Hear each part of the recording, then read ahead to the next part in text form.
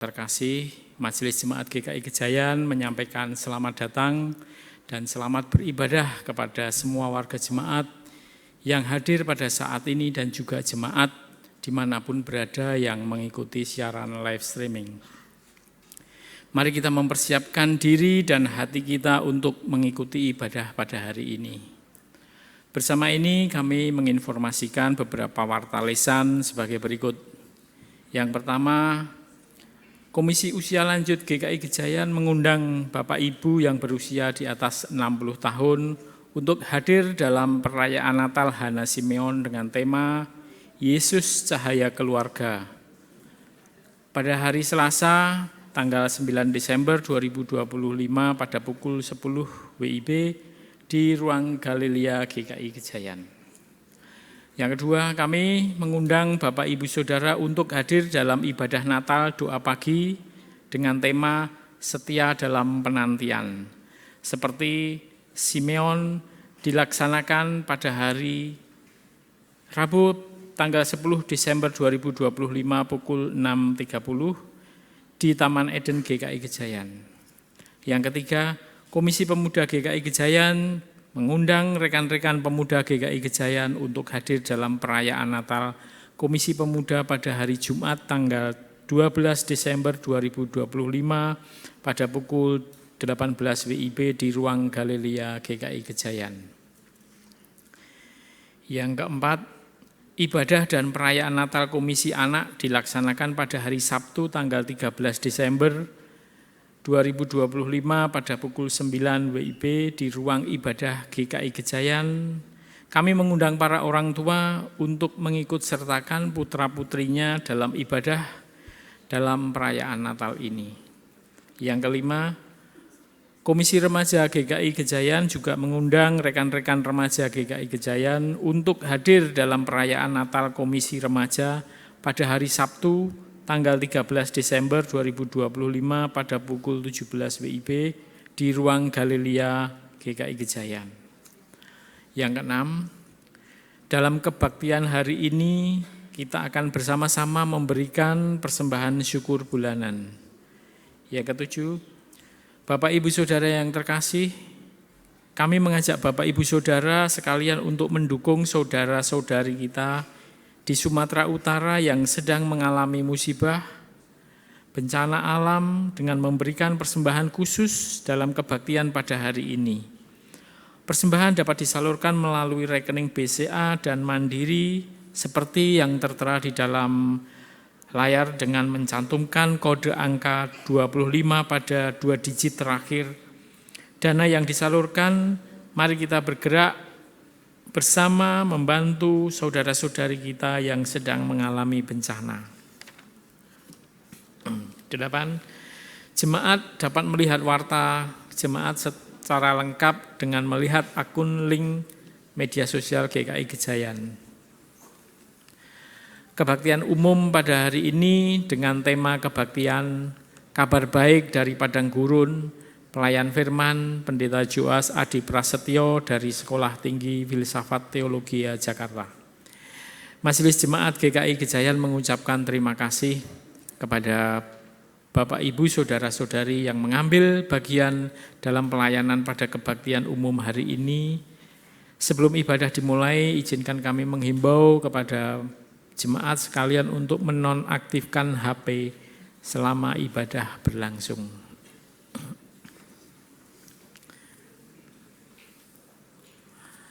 Saudara-saudari yang terkasih, minggu ini kita memasuki Advent kedua dengan menyalakan lilin ungu.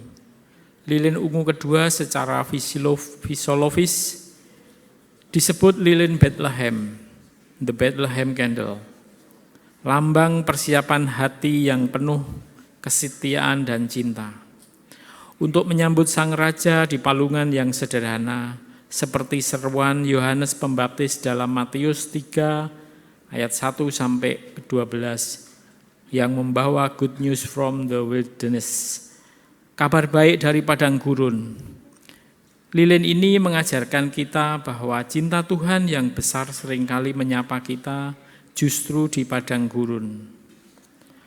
kehidupan kita di tempat yang sepi, sulit dan tak nyaman, menantang kita untuk tetap setia mempersiapkan jalan baginya, meski situasi sedang tidak baik-baik saja. Mari kita siapkan hati yang setia di dalam kehidupan. Mari kita bersaat teduh.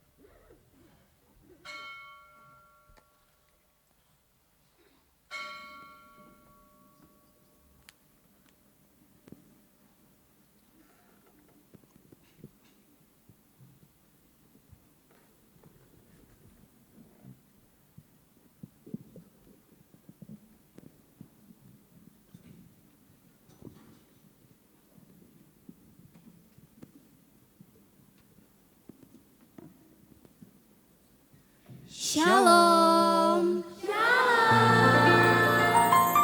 Sekali lagi kami menyapa Bapak Ibu Saudaraku, Shalom. Bapak Ibu Saudaraku, bagaimana kabarnya hari ini? Luar biasa, puji Tuhan. Tentunya kita sama-sama sangat bersyukur bahwa kita masih diberi kesempatan untuk berkumpul lagi dalam ibadah pada malam hari ini, di tempat ini, untuk memuji, terlebih untuk memuliakan nama Tuhan. Bapak Ibu Saudaraku, mari kita mempersiapkan hati dan pikiran kita untuk masuk di hadirat Tuhan. Saya ajak kita bangkit berdiri. Kita naikkan pujian Kidung Jemaat 85, Kusongsong Bagaimana.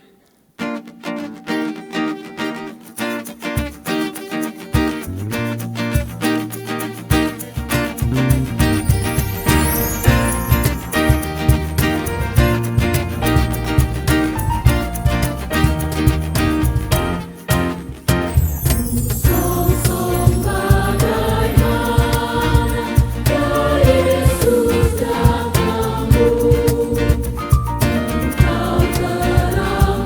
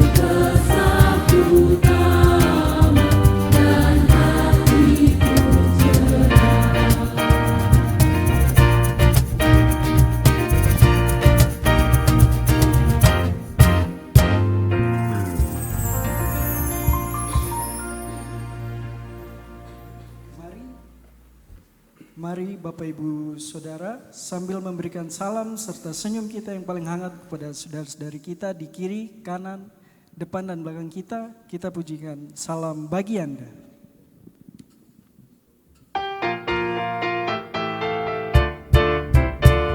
Salam damai, salam bagi Anda, salam damai dalam Yesus Tuhan.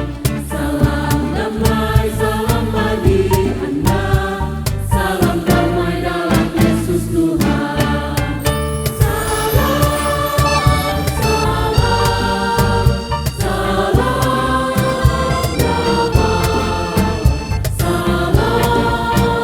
damai, salam damai dalam Yesus Tuhan.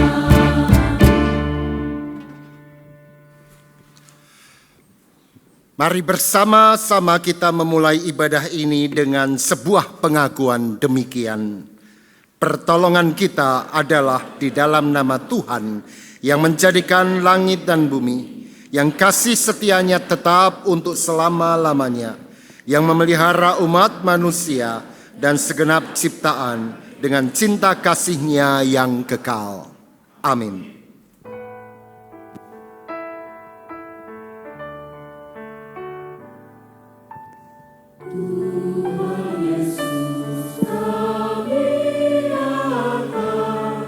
Memuji dan bersyukur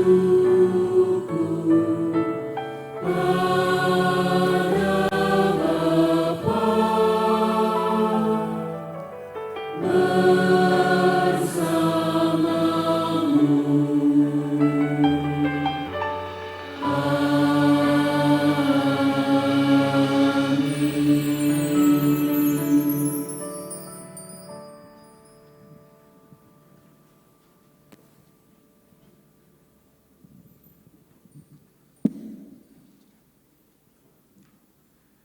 Jemaat Tuhan, kita akan masuk ke dalam pengakuan dosa.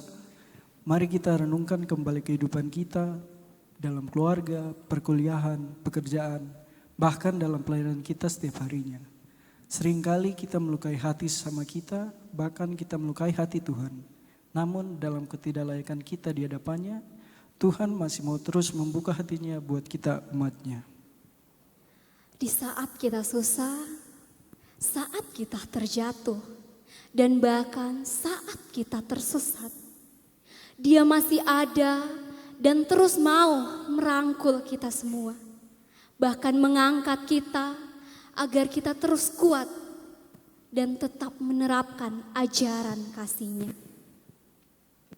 Mari Bapak Ibu Saudaraku, kita sama-sama mengundang Tuhan masuk di dalam hati kita. Kita mengakui segala pelanggaran dan dosa-dosa kita di hadapannya.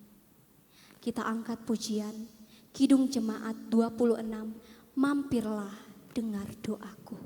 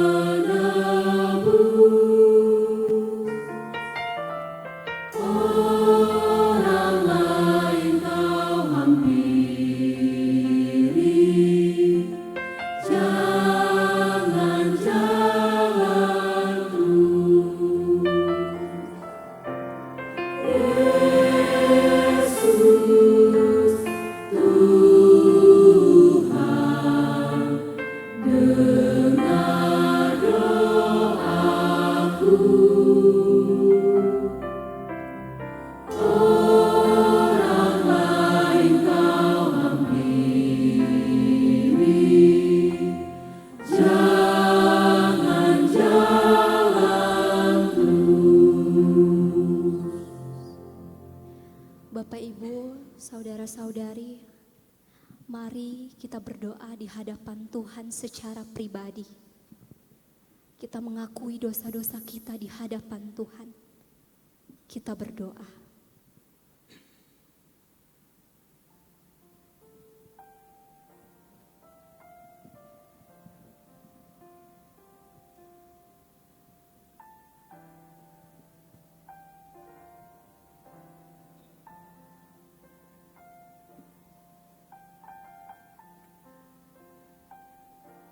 Tuhan,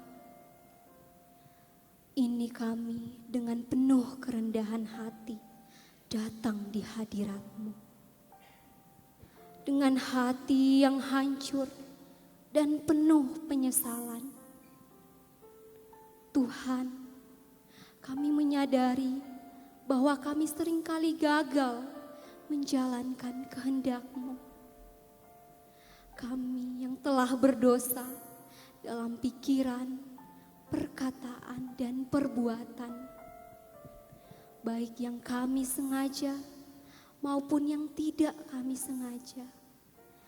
Tuhan, kami lalai mengasihi Engkau dengan segenap hati kami dan mengasihi sesama kami seperti diri kami sendiri.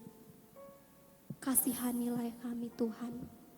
Ampuni kami, agar kami tetap layak dipanggil sebagai anak-anak-Mu. Amin. Saudaraku, mari kita angkat pujian baitnya yang kedua.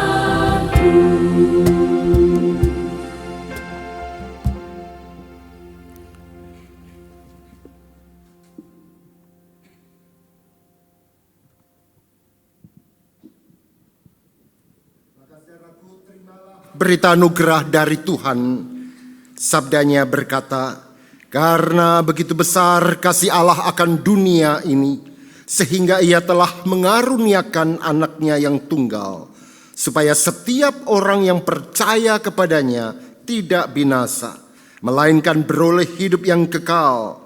Sebab Allah mengutus anaknya ke dalam dunia bukan untuk menghakimi dunia, melainkan untuk menyelamatkannya oleh Dia. Demikianlah berita anugerah dari Tuhan.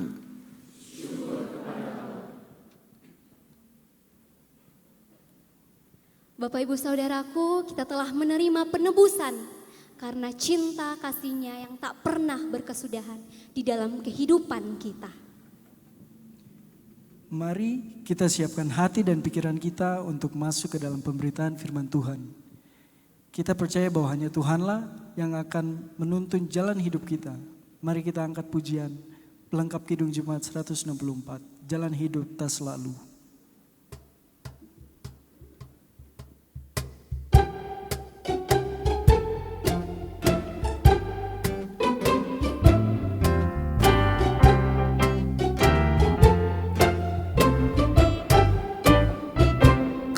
Jalan hidup tak selalu tanpa kabut yang kekal, namun kasih Tuhan nyata pada waktu yang tepat. Mungkin langit tak terlihat oleh awan yang tebal, di atasnya membusuk kami kasih yang kekal. Habis hujan tampak lagi bagai janji yang teguh, di balik duka menanti kami kasih Tuhan-Mu.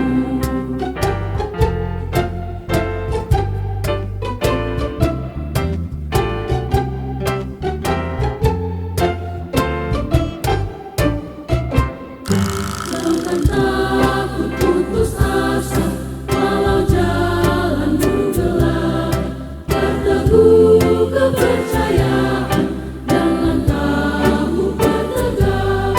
Tuhan itu ada kasih, itulah penghiburmu. Di atas duka bercahaya kami kasih Tuhan-Mu.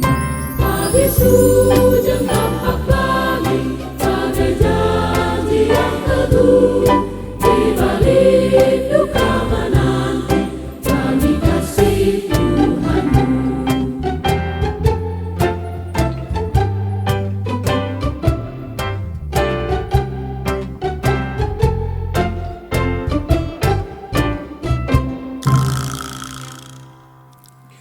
Silakan duduk.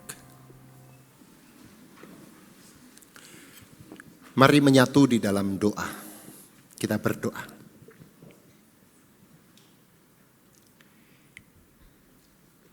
Terima kasih untuk banyak orang yang hadir pada malam hari ini di tempat ini.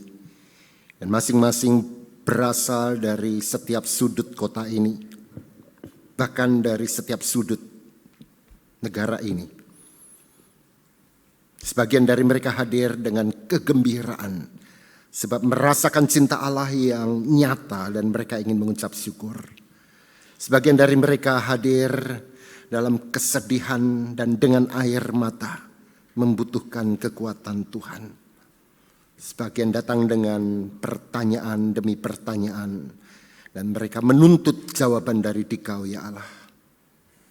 Namun juga ada di antara kami yang datang tanpa tahu mengapa kami harus datang. Merasa wajib harus datang. Dan sebagian lagi datang dengan kemarahan. Marah pada diri sendiri. Pada situasi bangsa ini atau bahkan mungkin pada Dikau. Mereka ingin menggugat-Mu ya Allah. Apapun yang menjadi alasan kami datang. Satu hal yang menyatukan kami semua. Kami sadar bahwa kami membutuhkan firman-Mu. Sebab tanpa firman Tuhan menjadi sia-sialah seluruh hidup kami. Maka izinkanlah kami memohon. Perdengarkanlah sabda-Mu. Agar kami boleh memperoleh jawaban.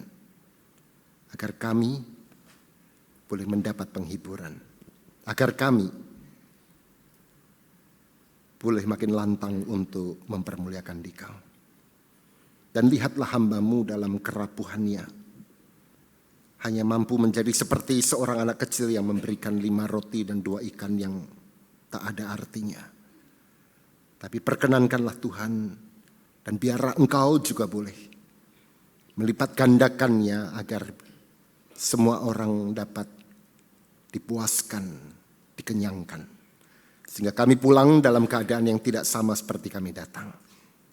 Ini doa kami Tuhan. Terpujilah Dikau di dalam Kristus kami, panjatkan doa kami. Amin.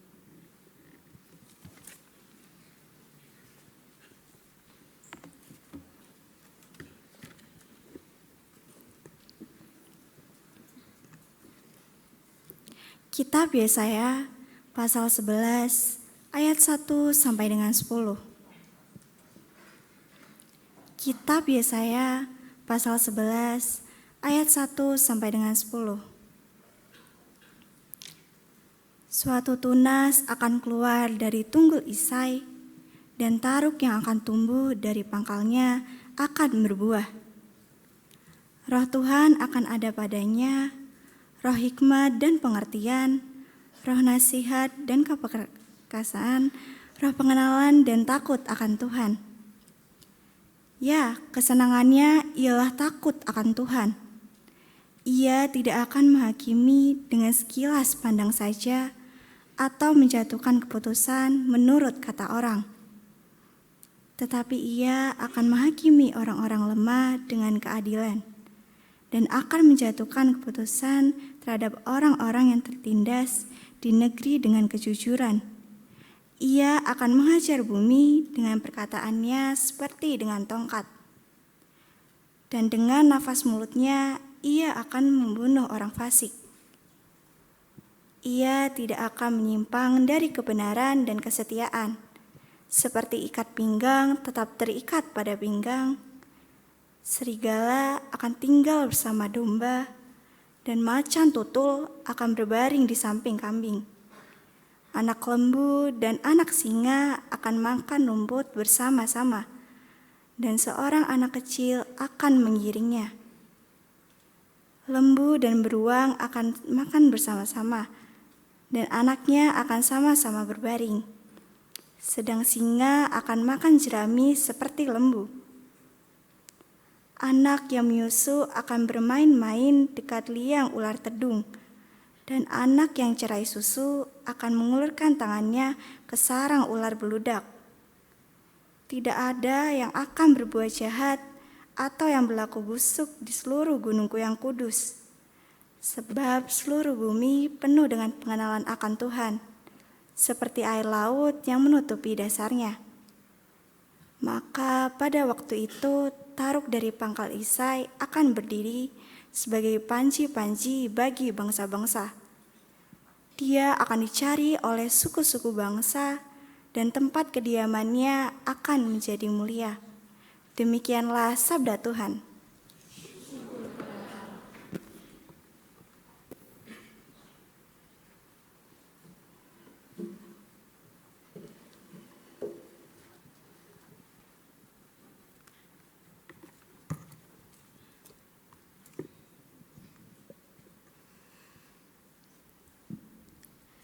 Mazmur 72.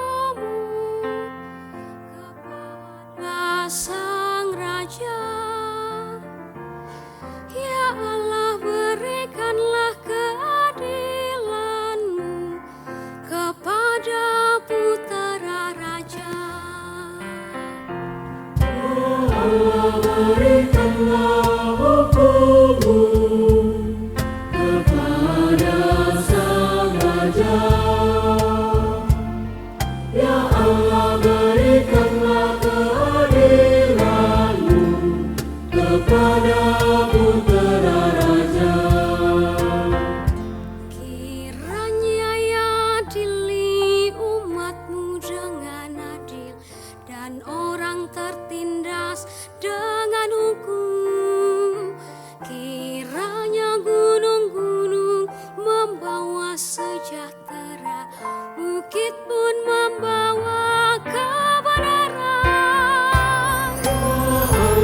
berikanlah hukum-Mu kepada Sang Raja.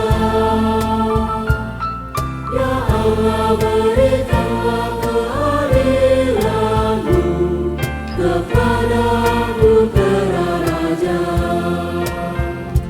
Kiranya Sang Raja memberikan keadilan kepada orang-orang tertindas. Kiranya Ia menolong setiap orang miskin, tetapi pemeras diremukkan. Allah, berikanlah hukum-Mu kepada Sang Raja. Ya Allah, berikanlah keadilan-Mu kepada Putra Raja.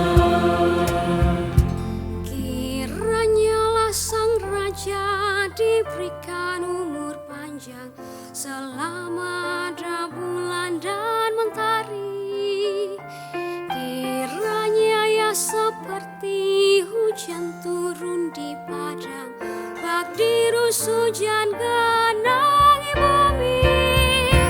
Ya Allah, berikanlah hukum-Mu kepada Sang Raja. Ya Allah, berikanlah keadilan-Mu kepada Putra Raja.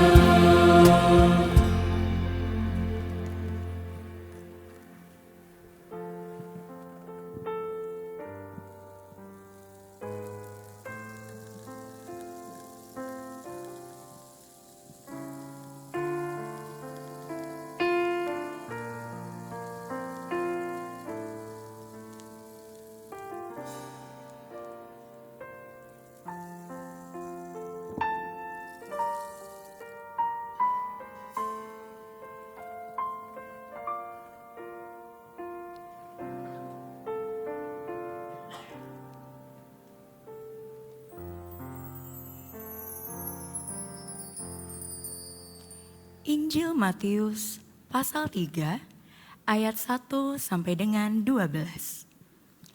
Injil Matius pasal 3 ayat 1 sampai dengan 12.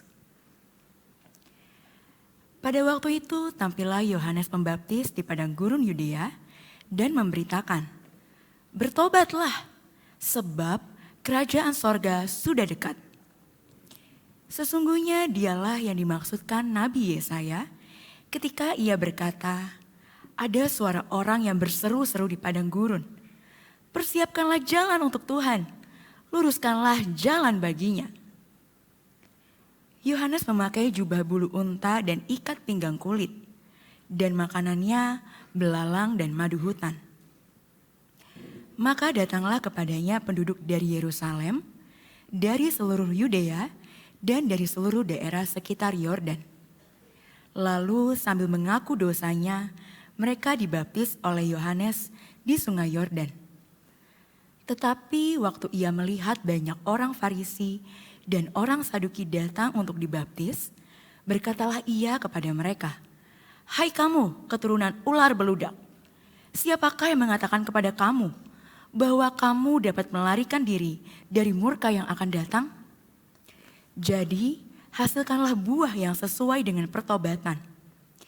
Dan janganlah mengira bahwa kamu dapat berkata dalam hatimu, Abraham adalah bapa kami.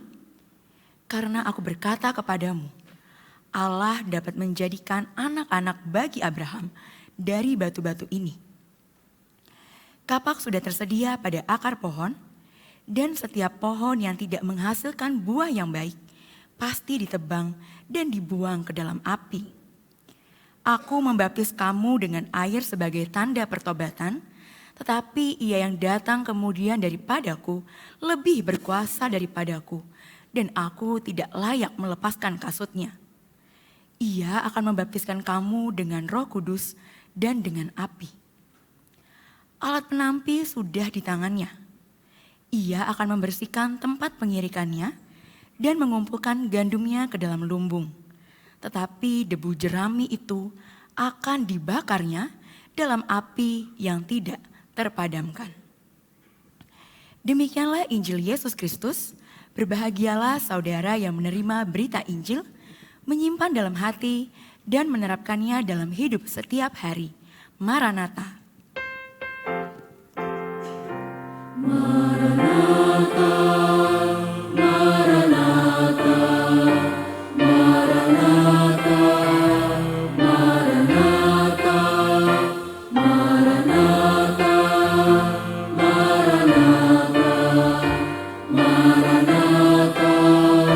Maranatha,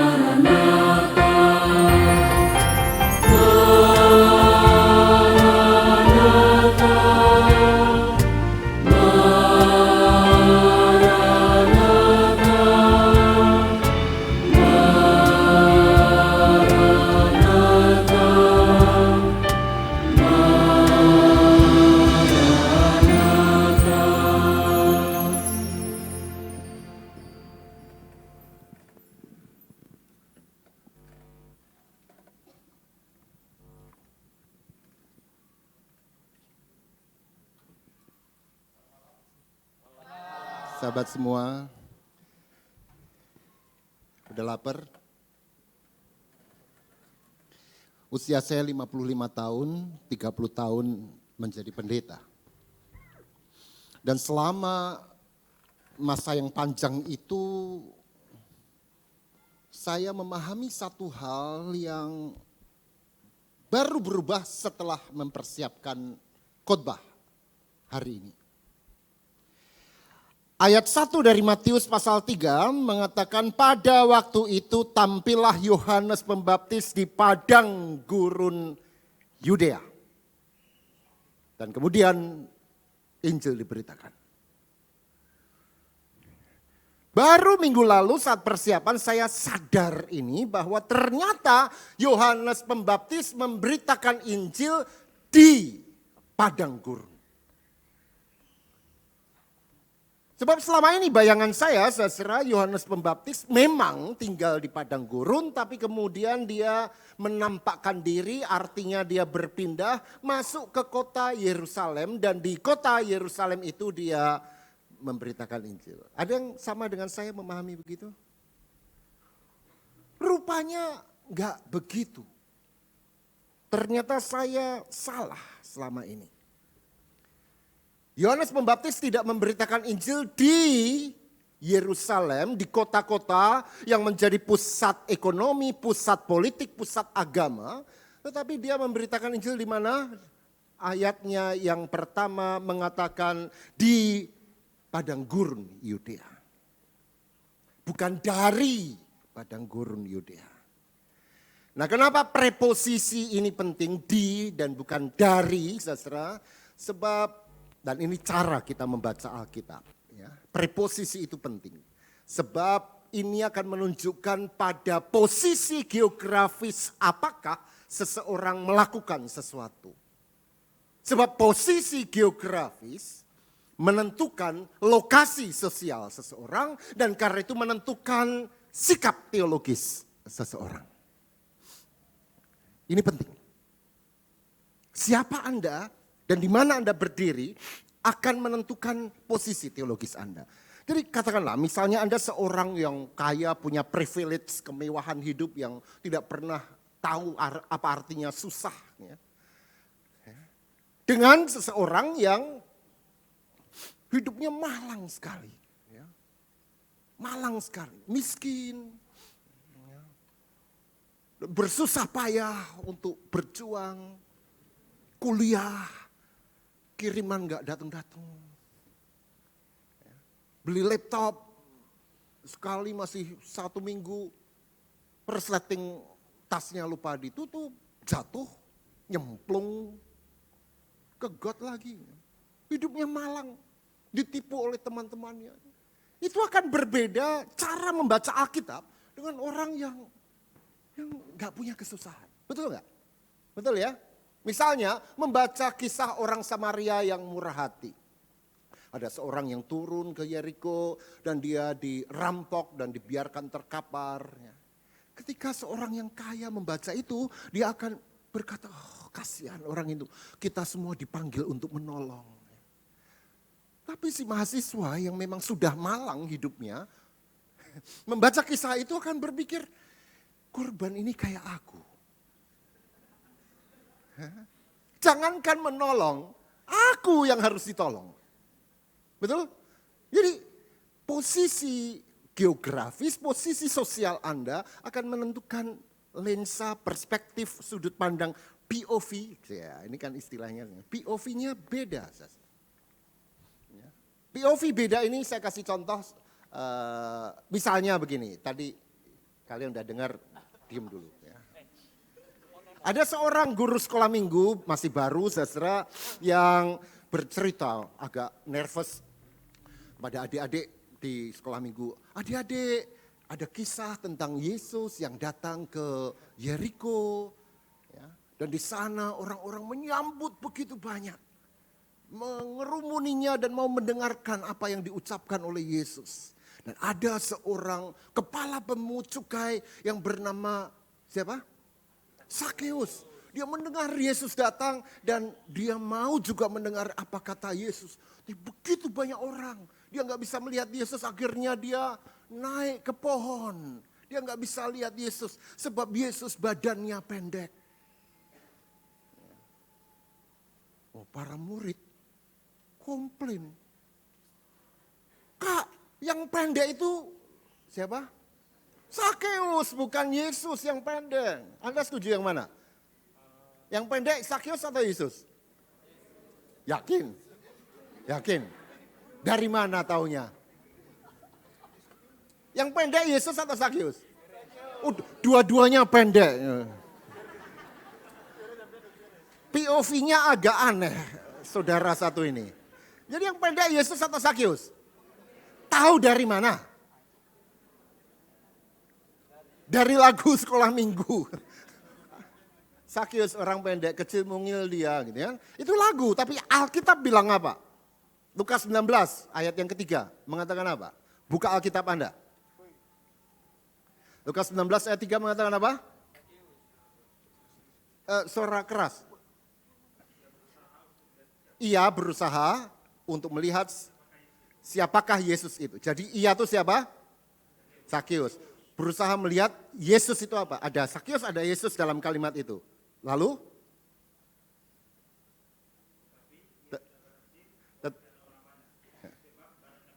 Tetapi ia tidak berhasil, Sakeus tidak berhasil sebab orang banyak, sebab badannya pendek. Nya menunjuk pada ia, Sakeus, atau menunjuk pada Yesus yang ada dalam kalimat itu? Tahu dari mana? Nyanya kecil, itu yang bikin alai. Dalam bahasa aslinya nggak ada kecil besar. Artinya dari kalimat nggak jelas Yesus atau Sakeus. Tapi bukan itu poinnya, ceritanya belum selesai. Lupakanlah soal siapa yang pendek, siapa yang tinggi ya. Nah, kisahnya belum selesai. Para murid sekolah minggu itu komplain pada guru sekolah minggu ini, keliru Kak, yang pendek itu Sakeus. Semua jengkel gitu. Seperti Anda jengkel malam ini. Tiba-tiba di ujung sana ada seorang anak kecil.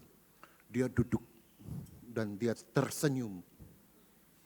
Kenapa dia tersenyum? Rupanya saudara, anak kecil yang di belakang itu badannya pendek. Badannya pendek dan selama ini dia korban bully dari teman-temannya. Tapi hari itu dia mendapatkan kabar baik. Ternyata Yesus juru selamatku sama pendeknya kayak aku. Ya. Ini tentu cuma cerita. Tapi apa yang mau saya sampaikan adalah POV, point of view. Di mana Anda berada akan menentukan bagaimana Anda berteologi, beriman, dan memahami kitab suci. Maka penting kita membaca sejak awal Matius 3 ini. Ayat yang pertama dikatakan dengan sangat jelas bahwa Yohanes Pembaptis memberitakan Injil di padang gurun. bukan dari padang gurun masuk ke kota. Dengan kata lain, suara Yohanes Pembaptis adalah suara pinggiran, bukan suara pusat. Bukan suara yang dikasih jatah oleh channel-channel resmi untuk berbicara. Dia suara yang sepi walaupun berteriak lantang dari pinggiran.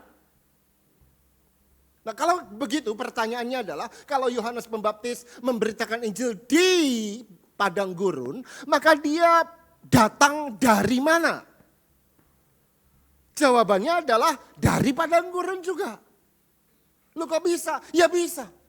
Karena ternyata padang gurun berbeda dari padang gurun. Ada dua padang gurun di sini. Yang pertama adalah the deep wilderness. Padang gurun yang sangat di pelosok, sangat dalam, diwe gitu ya. Padang gurun yang begitu kering dan tak seorang pun mau tinggal di sana, dan disitulah Yohanes Pembaptis tinggal. Lukas 1 ayatnya yang ke-80 menjelaskan itu. Bagaimana Yohanes Pembaptis tumbuh dan dia tinggal di padang gurun. Artinya di deep wilderness itu. Dan kemudian dia menampakkan diri, artinya kemudian berjumpa dengan banyak orang. Dikatakan dalam Matius pasal yang ketiga ayat yang pertama, di mana di padang gurun juga. Tapi kemudian itu berarti karena dia berjumpa dengan banyak orang yang mendengar dia, itu bukan deep wilderness tetapi border wilderness. Ya. Jadi antara wilderness dengan kota. Tapi masih wilderness, masih padang gurun. Tapi orang sudah mulai lalu lalang untuk bepergian dan melewati daerah itu. Daerah yang tidak terlalu kering. Ya. Padang belantara tetapi yang orang masih lewat. Ya. Daerah pinggiran. Untuk apa? Untuk menyampaikan berita pertobatan. Dengan kata lain, inilah yang bisa disebut sebagai daerah liminal, saudara. Daerah batas, daerah border, daerah antara A dan B. Dan ketahuilah bahwa hidup kita berulang kali, acap kali memasuki sebuah daerah liminal itu. Seperti berada di sebuah jembatan, ya. Sisi yang di belakang sudah tidak kelihatan, sisi yang di depan belum kelihatan. Kita berada di tengah, dalam kegamangan, kegalauan. Dan itu bukan hanya soal ruang, tetapi juga soal waktu. Waktu liminal. Bahwa yang lama sudah berlalu, tetapi waktu yang baru itu belum datang. Ya. Anda ingat ketika kita memasuki masa kelam pandemi, dan pandemi mulai hilang, kita menyebutnya pasca pandemi. Sebuah masa di mana pandemi sudah lewat. Tapi yang baru, yang menyenangkan juga belum datang. Itu berbeda dengan yang dikatakan oleh Paulus. Yang lama sudah berlalu, sesungguhnya yang baru sudah datang. Sekarang yang baru pun belum datang. Itu situasi liminal, saudara. Dan di dalam pemahaman Yahudi, satu ruang yang menggambarkan situasi liminal itu disebut padang gurun. Ada banyak padang gurun dalam hidupmu. Ketika tubuhmu sakit, Anda nggak tahu sakit apa. Dan dokter kemudian mengatakan periksa darah. Dan kemudian Anda mengambil darah di lab. Kemudian Anda menunggu di ruang tunggu dokter. Menunggu vonis dokter apa yang mau dikatakan. 1001 pikiran muncul, overthinking. Itulah situasi liminal. Ketika seorang suami menunggu di ruang tunggu. Dan di balik dinding itu, istrinya berjuang melawan hidup dan maut. Demi kelahiran anak mereka, itulah situasi liminal. Ketika ujian selesai dan Anda menantikan hasil KHS, itulah situasi liminal. Ketika seseorang harus pindah baru jauh Sumba ke Jogja untuk studi, tapi belum dapat tempat, dia harus tinggal di mana? Itulah situasi liminal. Di mana tanggal sudah menunjuk 28, 29, uang sudah habis, kiriman belum datang. Itulah situasi liminal. Kita menghadapinya terus. situasi batas semacam itu. Dan itulah padang gurun kita. Dan padang gurun adalah tempat liminal seperti yang dialami oleh orang Israel. Apa yang mereka alami? Perbudakan sudah lewat, Mesir sudah jauh di sana, tapi tanah perjanjian belum datang. Apa yang mereka alami? Padang gurun. Itulah liminal. Kenapa liminal? Karena mereka berada di sana harus selalu berubah, harus selalu berjalan. Nggak bisa menetap, nggak bisa membangun rumah, nggak bisa bercocok tanam. Hanya sejenak jeda untuk selalu berjalan. Jeda berjalan. Itulah seperti singa yang mengaum, menggetarkan hati, membuat orang takut. Ada apa ini? Dan yang menarik adalah apa yang dikatakan Yohanes Pembaptis sangat singkat dan sangat straight to the point. Bertobatlah sebab kerajaan Allah sudah dekat. Dan kata-kata yang sama persis diucapkan Yesus. Kalau Anda membaca Matius 4 ayat 17. Yesus mulai tampil ke publik. Apa kalimat pertama yang dia ucapkan? Bertobatlah sebab kerajaan Allah sudah dekat. Dan inilah Injil. Saudaraku, Anda boleh pulang nanti dengan melupakan apa yang saya sampaikan. Tapi semoga ada satu hal yang akan saya katakan yang Anda ingat terus. Yaitu bahwa apa yang diberitakan oleh Yohanes Pembaptis dan Yesus adalah Injil dalam bentuknya yang mentah. The raw gospel. Injil mentahan. Dan itu yang harus Anda dengar. Kenapa Injil mentahan? Karena ini Injil yang belum dikemas. Belum dipoles. Belum dipercantik. Belum diperhalus. Belum diperlunak. Belum dijenakkan. Dia tampil apa adanya. Dan saya percaya manusia modern, Anda dan saya membutuhkan Injil mentah semacam ini. Walaupun kita nggak suka. Kita tidak menginginkannya. Yang kita suka adalah Injil yang diberi bumbu pemanis. Diberi polesan kosmetik supaya menarik, menawan, mengharukan. Ya kan? Orang Kristen sekarang ini kan sukanya jajan kemana-mana mencari khotbah yang membuat kita berada di dalam sebuah spiritual spa. Spa rohani. Kayak dipijet gitu. Oh, ada sakitnya tapi sakit enak kayak refleksi gitu. Disentil-sentil tapi jangan banget-banget. Bukan itu Injil yang Yohanes katakan. Injil yang diberitakan Yohanes adalah the raw gospel yang memerahkan telinga. Dan dia sering tampil pertama-tama bukan sebagai euangelion, kabar baik. Tetapi tampil sebagai kabar buruk. Kabar buruk, saudara. Buat para koruptor yang nyaris hidupnya bisa nyaman 7 turunan. Nyaman dengan korupsinya, mendengarkan kata-kata bertobatlah. Itu kabar buruk. Maka bagi Anda yang selama ini selalu mencari gereja, mencari tempat beribadah di mana khotbahnya membuat Anda nyaman, berhentilah. Kalau Anda tiba pada sebuah gereja di mana ketika Injil diberitakan dan pantatmu gatal, stay. Anda tiba di gereja itu dan telingamu merah, Anda gelisah tiba-tiba, sialan bener nih pendeta, stay. Karena itu Injil yang Anda butuhkan, the raw gospel. Injil mentah semacam ini yang mempermalukan penguasa, mempermalukan pendosa karena mengekspos dosa mereka sebelum dia menjadi kabar baik. Karena at the end of the day dia menawarkan pengampunan dan pemulihan. Dan ini menarik dengan Injil mentah semacam ini, dia bukan hanya memerahkan telinga pendosa dan penguasa, tetapi dia juga memberikan kelegaan, memberikan pemulihan bagi mereka yang tertekan, yang ditekan, yang menjadi korban ketidakadilan. Injil semacam ini menegaskan Allah peduli pada Anda. Maka saya nggak tahu Injil ini hari ini akan menjadi kabar baik atau kabar buruk buat Anda dalam situasi hidup Anda.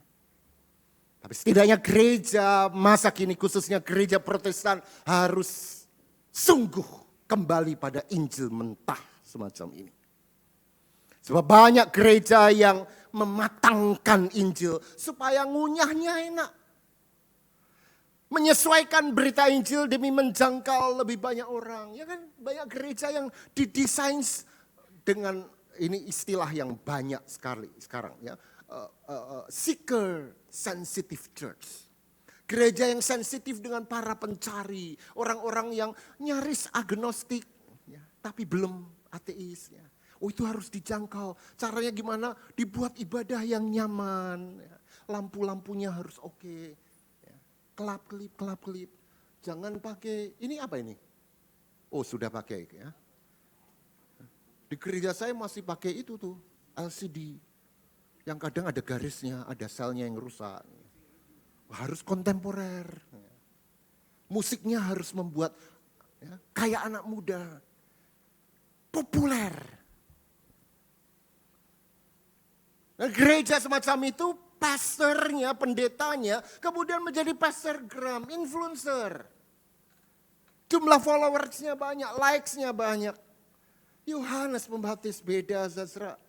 Dia bukan influencer, dia anti-influencer. Dia enggak menjual apa-apa. Dan dia enggak peduli orang menerima atau membenci apa yang disampaikannya.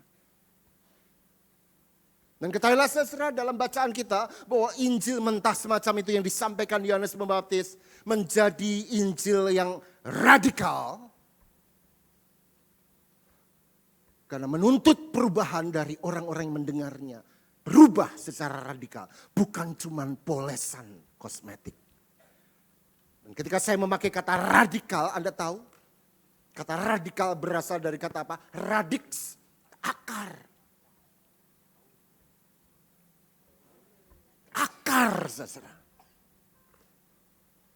Itu sebabnya ayat 10 mengatakan kapak sudah tersedia pada akar pohon. Dan setiap pohon yang tidak menghasilkan buah yang baik akan ditebang dan dibuang ke dalam api.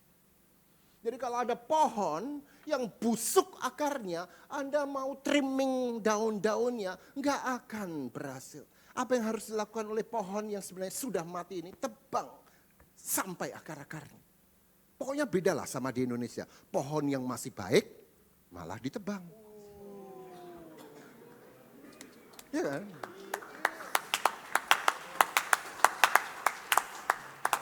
Nah, konteks kecaman Yohanes Pembaptis ini adalah apa?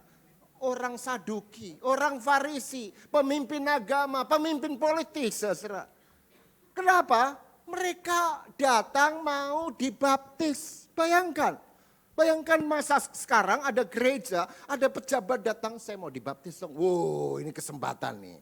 Nanti masuk YouTube, nanti masuk story, likes-nya langsung naik. Yohanes Pembaptis lain. Dia orang itu datang pura-pura bertobat. Apa yang dikatakan oleh Yohanes Pembaptis? Kau keturunan ular beludak.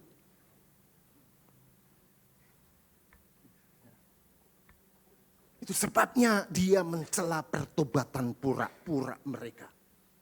Nah, pertanyaan saya adalah kenapa pemimpin agama, pemimpin politik itu malah disorot secara khusus oleh Yohanes Pembaptis? Kenapa? Karena mereka punya dampak besar bagi para pengikutnya. Dengan belak-belakan Yohanes Pembaptis mengatakan, engkau keturunan ular beludak. Ular beludak dalam tradisi Yahudi menjadi bapa pendusta. Dengan mengatakan engkau keturunan ular beludak, Yohanes Pembaptis ingin mengatakan kalian para pemimpin agama pendusta. Kenapa disorot? Karena daya rusaknya begitu besar untuk para pengikutnya. Maka siapa yang paling dihakimi? Para pendeta. Karena daya rusaknya besar. Kalau pendeta berdusta, umat bisa dengan mudah mengikutinya. Kenapa yang disorot adalah pemimpin agama? Daya rusaknya besar. Dan kepada merekalah kapak itu tersedia. Buang. Mirip dengan pejabat di sebuah negara yang jauh dari kita. Pendusta. Yang memberi izin penghancuran hutan. Dan ketika banjir terjadi melakukan drama menggontong karung beras. Oh, ya.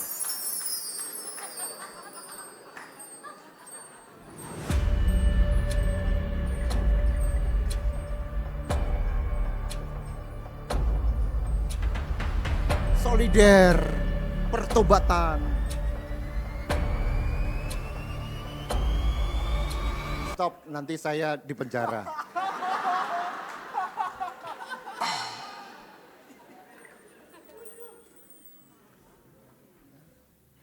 Anda lihat saudara, kecaman Yohanes Pembaptis tampaknya keras dan memang keras. Namun di balik kecaman itu pesannya sama, bertobatlah. Dia sampaikan bagi para pendusta itu maupun bagi korban.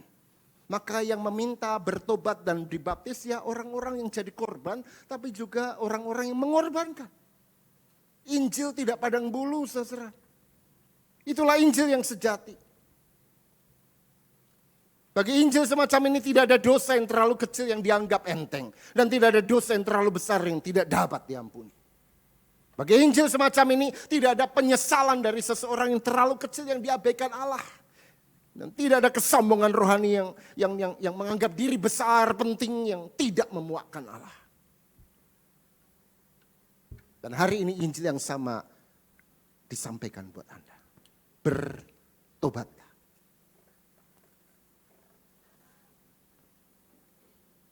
Dan apa yang menarik adalah Yohanes Pembaptis tidak sedang bicara soal bahwa pertobatan itu adalah berubah dari apa ke apa. Mencuri jadi enggak mencuri. Berbohong jadi jujur. Enggak. Itu hanya buah, hanya dampak. Ujung dari semua berita pertobatan ini adalah Yohanes Pembaptis membawa orang-orang itu kepada siapa, bukan apa. Dan siapa yang dia bawa? Orang banyak itu kepada siapa? Yesus. Itu sebabnya di ayat 11 dia mengatakan, aku membaptismu hanya dengan air. Tapi dia, Yesus, akan datang dan membaptis dengan roh dan dengan api. Pertobatan sejati membuat Anda dan saya selalu kembali kepada Yesus. Dan itu yang Yesus selalu katakan. Juga dalam Yohanes pasal yang ketiga. Ketika dia berkata kepada Nikodemus, jika seseorang tidak dilahirkan kembali, dia tidak akan masuk kerajaan Allah. Apa artinya dilahirkan kembali? Dalam bahasa aslinya berarti lahir dari atas. Karena kita berasal dari atas. Dengan kata lain, Anda dan saya harus kembali selalu ke kilometer nol hidup kita. Yaitu Allah. Saya nggak tahu seberapa jauh Anda sudah berjalan. Hari ini saya undang Anda. Kembalilah ke kilometer nol hidupmu.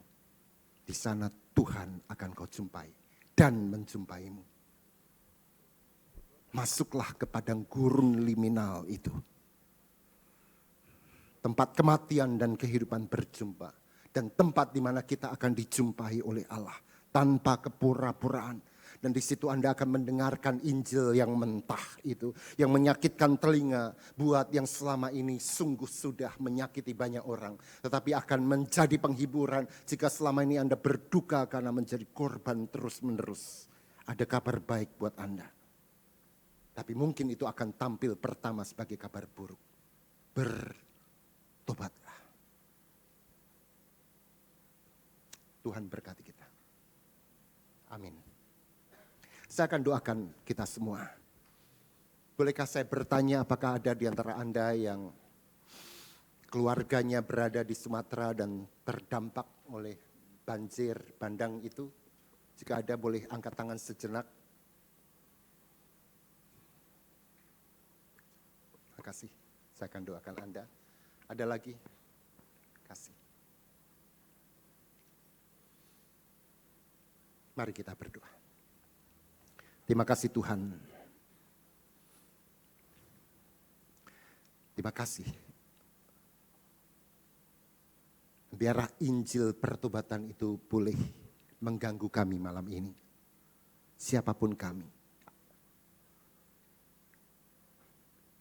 Dimanapun kami berada saat ini. Entah kami sudah jauh meninggalkan-Mu. Entah kami merasa begitu dekat dengan-Mu. Tapi kemudian menjauhkan orang dari-Mu. Apapun dan siapapun kami. Bahkan hamba-Mu membutuhkan pertobatan itu. Maka biarlah Injil sungguh mengganggu kami.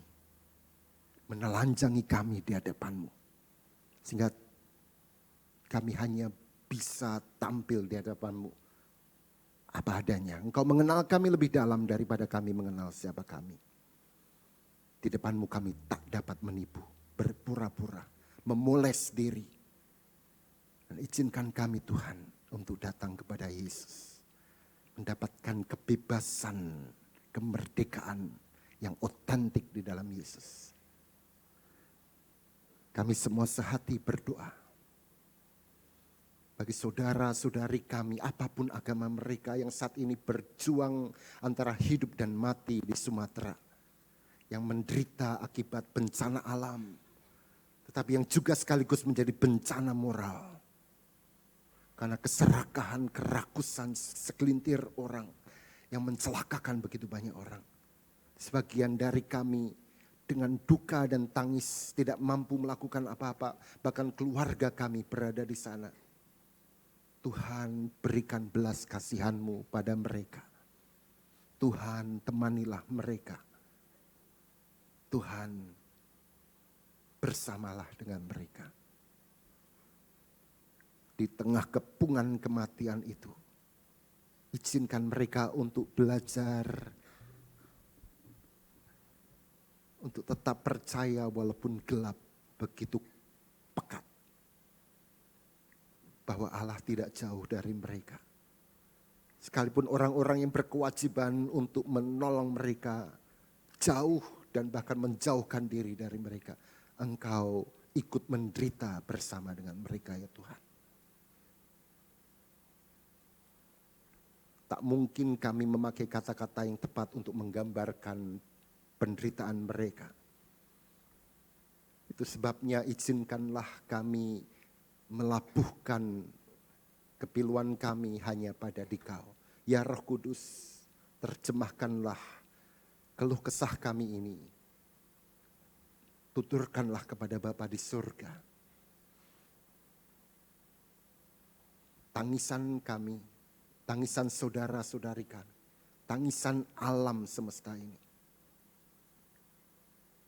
Berikan belas kasihan-Mu pada kami semua Tuhan. Dan lebih dari itu biarlah Injil-Mu terus boleh meraung-raung menuntut pertobatan. Bukan hanya pertobatan kami namun juga bangsa ini. Kata-kata hamba-Mu akan usai. Tapi biarlah Roh-Mu yang kudus menerjemahkannya kembali dalam konteks hidup kami masing-masing. Terpujilah Engkau ya Allah. Sebab kami berdoa hanya di dalam sahabat kami yang ikut menderita bersama kami. Yesus Kristus. Amin. Tuhan berkati.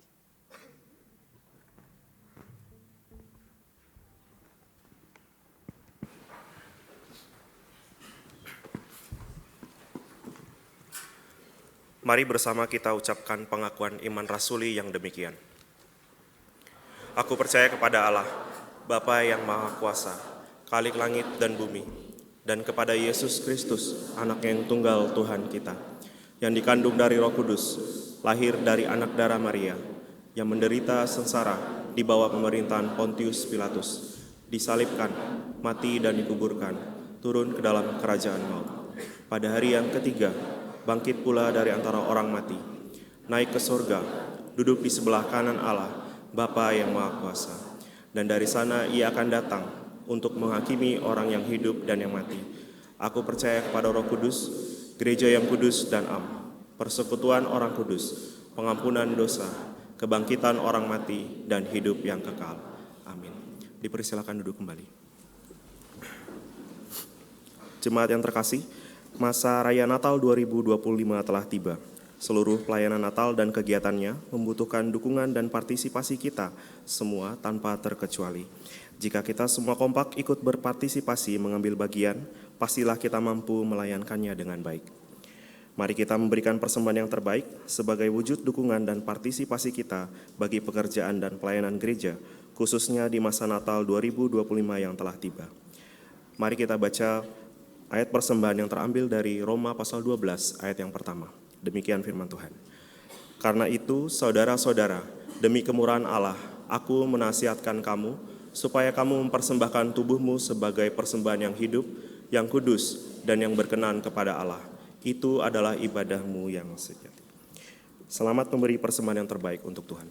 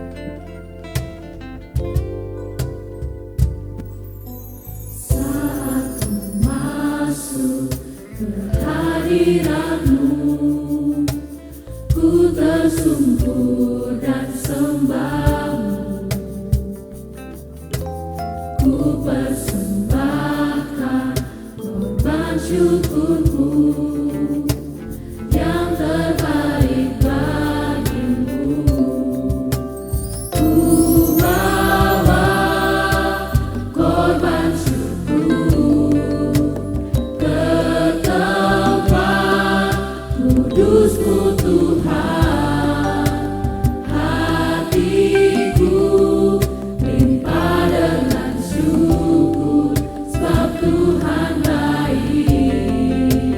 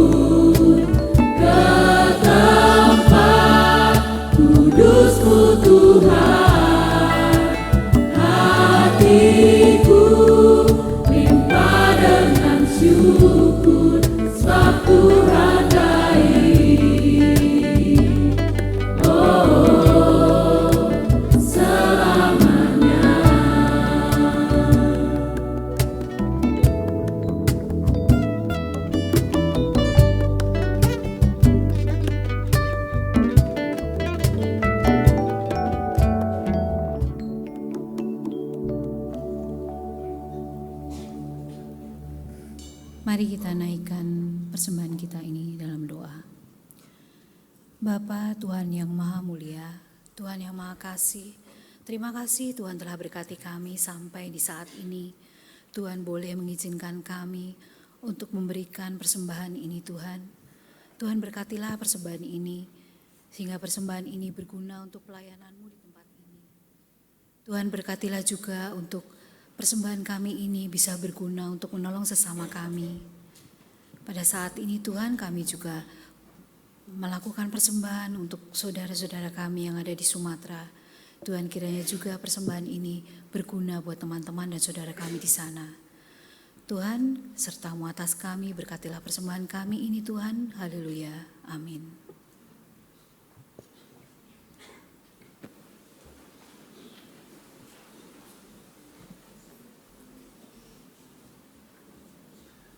Bapak Ibu Jemaat sekalian, sekarang kita akan masuk ke dalam sesi fellowship.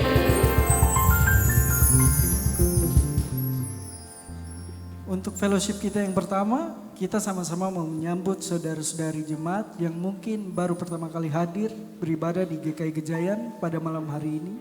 Apakah ada? Jika ada, kami mohon untuk bangkit berdiri dan berlaku juga untuk jemaat yang ada di ruang Roma maupun ruang Galilea.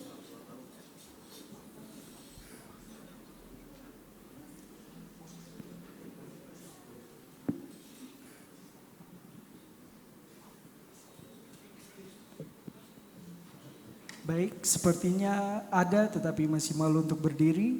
Tidak apa-apa, kita akan lanjut ke fellowship yang berikutnya. Selanjutnya kita juga mau bersukacita untuk saudara-saudari yang mungkin dalam sepekan ini baru saja menyelesaikan tugas tanggung jawabnya, baik skripsi, tesis, disertasi, atau selesai wisuda. Jika ada, kami mohon untuk bangkit berdiri.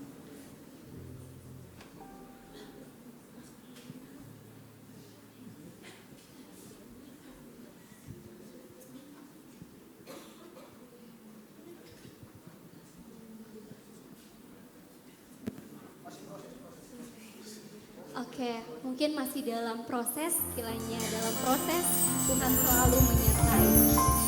Kita lanjut untuk sesi fellowship yang berikutnya. Apakah ada sepekan ini ataupun hari ini yang berulang tahun kelahiran atau ulang tahun pernikahan? Apakah ada? Jika ada, bisa melambaikan tangannya atau berdiri di tempat. Oh, di choir ada.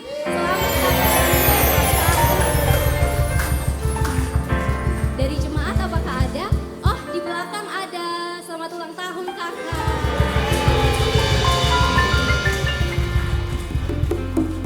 Ada lagi? Baik, mari bersama-sama kita merayakan kebersyukuran kakak-kakak kita yang berulang tahun. Kita angkat pujian, selamat ulang tahun sahabatku.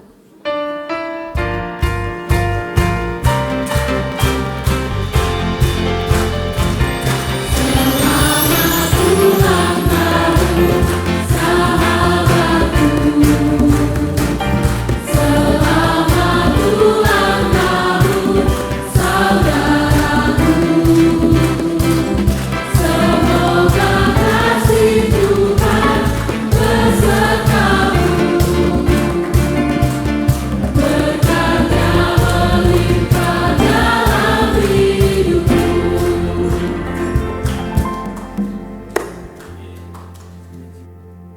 Demikian sesi fellowship kita hari ini. Sampai jumpa di fellowship selanjutnya. Tuhan Yesus memberkati.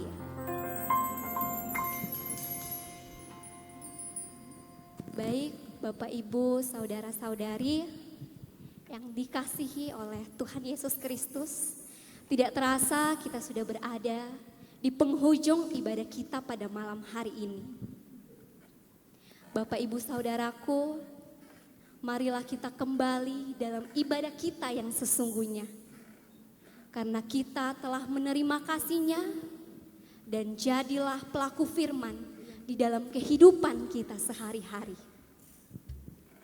Mari kita sama-sama mewujudkan buah-buah pertobatan ke dalam hidup kita, sebab kita telah menerima kasih-Nya Mari kita angkat hati dan suara kita dan mengaku bahwa keselamatan dan kemenangan telah diberikan Allah bagi kita. Mari sama-sama kita angkat pujian, kami terima. Kami ajak Bapak Ibu Saudara berdiri. Dengan penuh sukacita kita angkat pujian ini.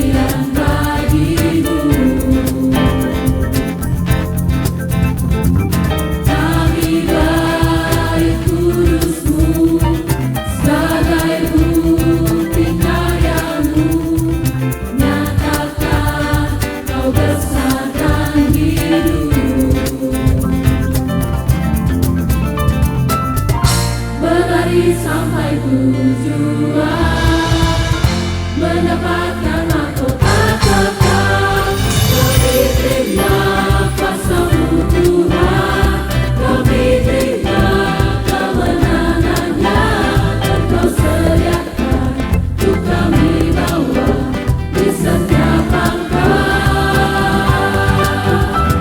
Dimanapun kami berdiri, kemanapun kami kan pergi, di situ pasti mujizat-Mu terjadi.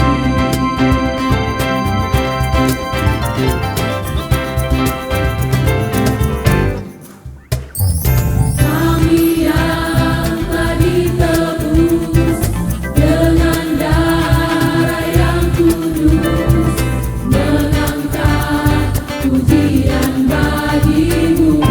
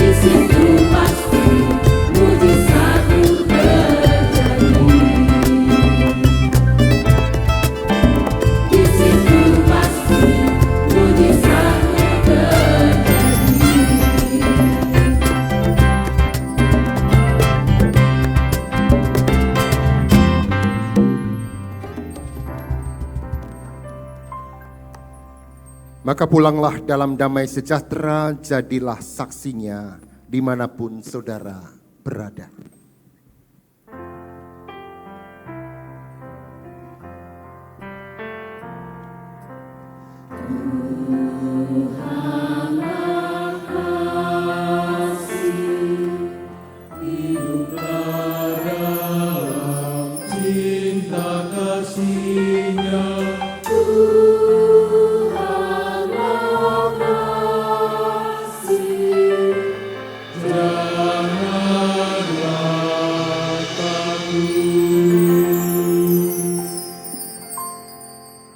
Dan terimalah berkat Tuhan.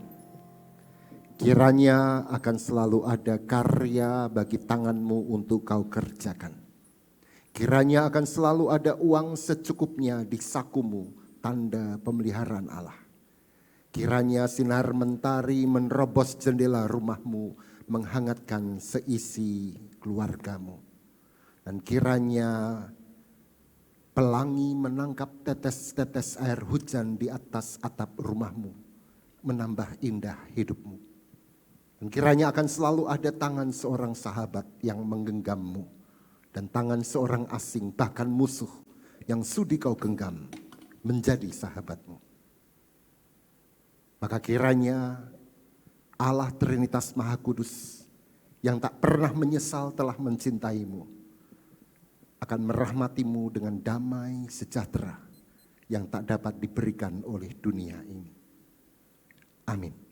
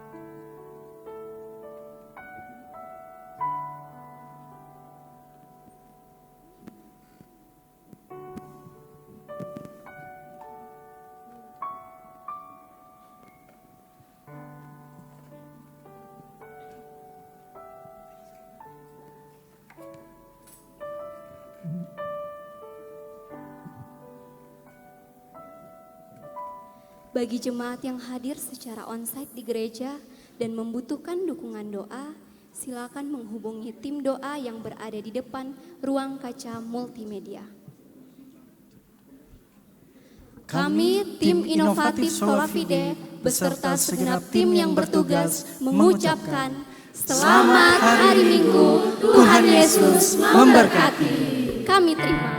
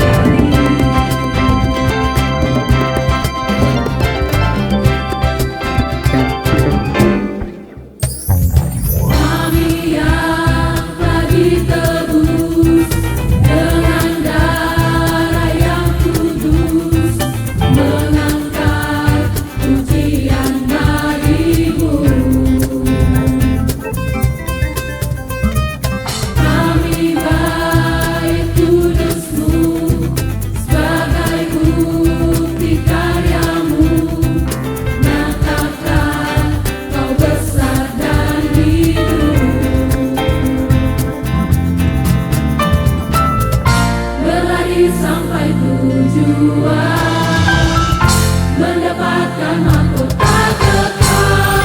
Kami terima kuasa-Mu Tuhan, kami terima kemenangan yang Engkau sediakan untuk kami bawa di setiap langkah.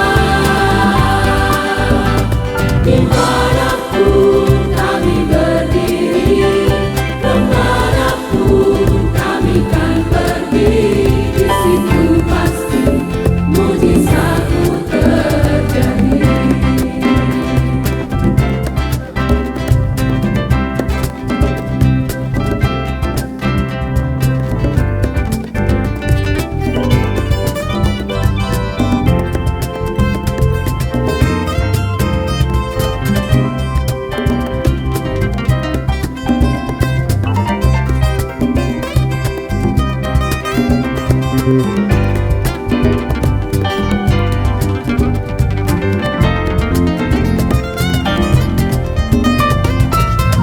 Berlari sampai tujuan, mendapatkan mahkota kekal.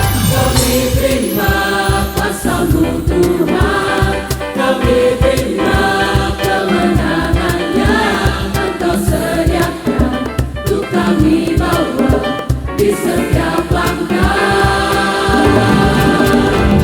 Dimanapun kami berdiri, kemanapun kami kan pergi, di situ pasti mujizat-Mu terjadi. Terima kuasa-Mu Tuhan, kami terima kemenangan yang Engkau sediakan untuk kami bawa di setiap langkah. Dimanapun kami berdiri, kemanapun kami kan pergi, di situ pasti mujizat-Mu terjadi. Di situ pasti mujizat-Mu terjadi. Di situ pasti mujizat-Mu terjadi.